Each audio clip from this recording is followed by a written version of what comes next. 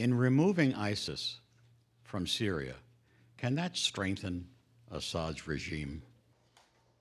Well, I think a great problem with the international strategy at the moment is that we're very focused on what we want to get rid of, but we haven't really got anything to come in and take its place.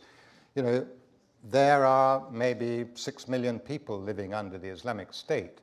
You know, there's a huge amount of territory from north of Aleppo to south of Baghdad. You know, that's a long way. Who sort of have some interaction with the Islamic State, all the people in that area.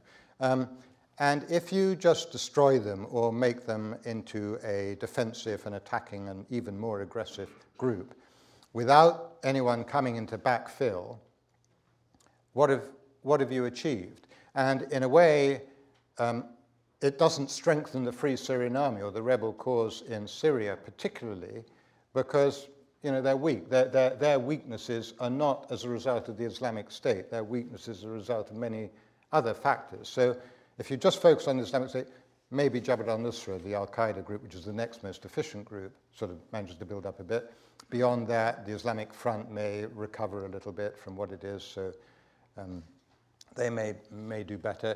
But the rebels, you know, what we call the moderate rebel has no meaning in my opinion, but you know, they're not necessarily going to be empowered. So Assad is fine. Assad's policy is great. You sort out those guys because they're threatening me.